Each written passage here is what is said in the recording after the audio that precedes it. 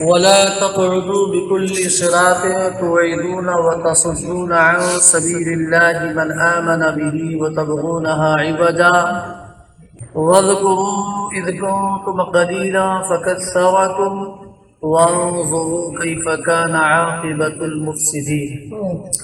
ترجمہ کنز العرفان رب کعبہ کا ارشاد ہے، اور ہر راستے پر یوں نہ بیٹھو کہ راہ گیروں کو ڈراؤ اور اللہ کے راستے سے ایمان لانے والوں کو روکو، اور تم اس میں ٹیڑھا پن تلاش کرو اور یاد کرو جب تم تھوڑے تھے تو اس نے تمہاری تعداد میں اضافہ کر دیا، اور دیکھو فسادیوں کا کیسا انجام ہوا۔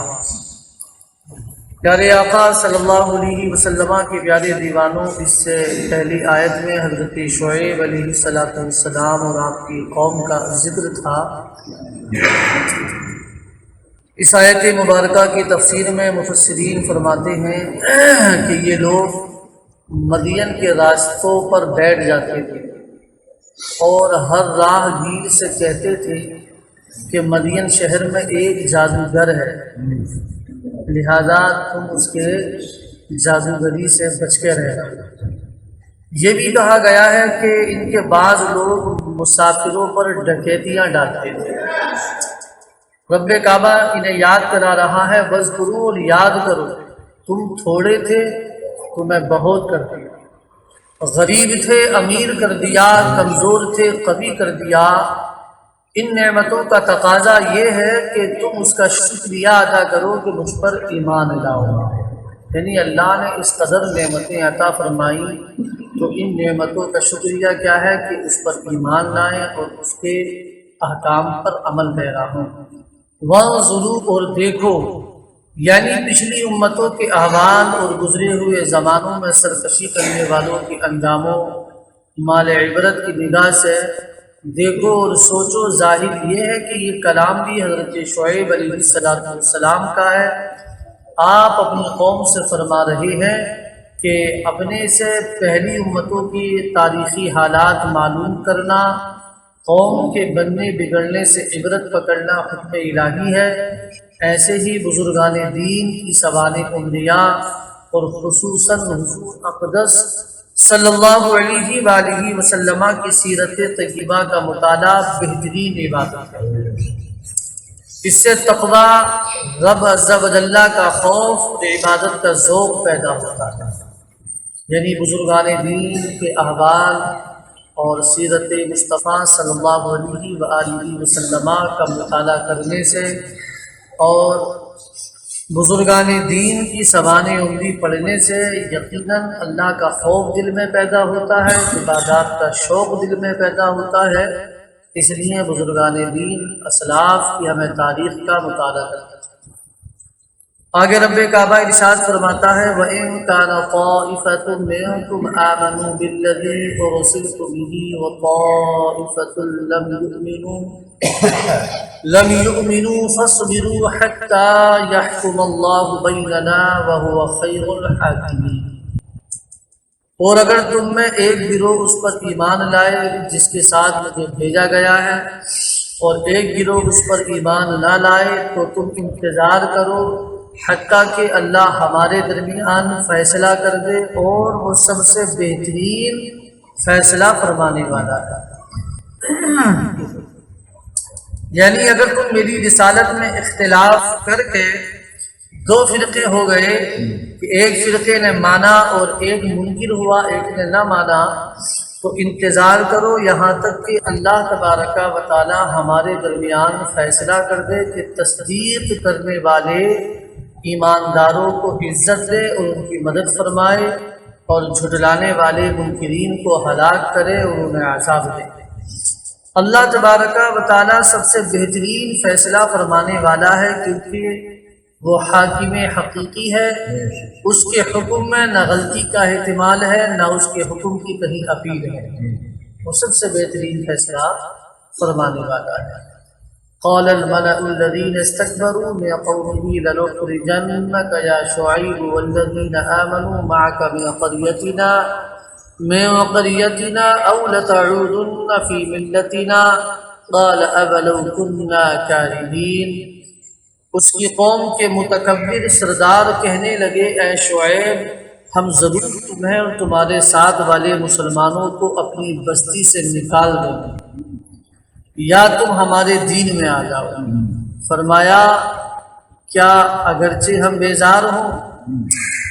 اس کی قوم کے متکبر سردار کہنے لگے، یعنی جو تکبر میں تھے، گھمنڈ میں تھے، دولت و شہرت کی۔ اس سے پہلی آیات میں حضرت شعیب علیہ السلام کے اپنی قوم کو کیے گئے واعظ و نصیحت کا بیان ہوا۔ آپ علیہ السلام کا واعظ و نصیحت سن کر آپ کی قوم کے وہ سردار جنہوں نے اللہ عز و جل اور اس کے رسول علیہ السلام پر ایمان لانے اور پیروی کرنے سے تکبر کیا تھا، ان کے جواب کا ذکر اس آیت میں فرمایا گیا ہے۔ چنانچہ فرمایا گیا کہ حضرت شعیب علیہ السلام کی قوم کے متکبر سردار ان کی نصیحتیں سن کر کہنے لگے اے شعیب ہم قسم کھاتے ہیں کہ ہم ضرور تمہیں تمہارے اور تمہارے ساتھ ایمان والوں کو اپنی بستی سے نکال دیں گے۔ یعنی اصل مقصود تو آپ کو نکالنا ہے اور آپ کی وجہ سے آپ کے مومن ساتھیوں کو بھی نکالنا ہے۔ قوم کی ہلاکت کا باعث اس کے رہنما حضرت شعیب علیہ السلام کی قوم کے سرداروں کی بے ادبی ان کی ہلاکت کا سبب بن گئی۔ اس سے معلوم ہوا کہ قوم کے سردار قوم کی ہلاکت کا باعث بنتے ہیں۔ اگر یہ درست ہو جائے تو قوم کو اعلیٰ درجے پر پہنچا دیتے ہیں اور بگڑ جائیں تو ذلت کی گہری کھائیوں میں گرا دیتے ہیں۔ تاریخ گواہ ہے کہ مسلم حکمرانوں اور مسلم رہنماؤں کے اعمال، اخلاق اور کردار کی درستی نے جہاں مسلم عوام کی سیرت و کردار کو بدل کر رکھ دیا، وہیں غیر مسلم بھی اس سے بہت متاثر ہوئے اور ان میں سے بہت سے دامن اسلام سے وابستہ ہو گئے، جبکہ بہت سے اسلام اور مسلمانوں کی دشمنی سے باز آ گئے۔ اسی طرح جب مسلم حکمرانوں اور مسلم رہنماؤں کے اعمال، اخلاق اور کردار میں بگاڑ پیدا ہوا اور وہ عیش و طرب اور لہو و لعب کی زندگی گزارنے میں مشغول ہو گئے تو مسلم عوام کی عملی اور اخلاقی حالت اس قدر گر گئی کہ ہنود و یہود تک ان کا حال دیکھ کر شرما گئے، اور اسی وجہ سے کفار کے دلوں سے مسلمانوں کا خوف اور دبدبا جاتا تھا اور وہ ایک ایک کر کے مسلمانوں کے مفتوحہ علاقوں پر قابض ہوتے چلے گئے۔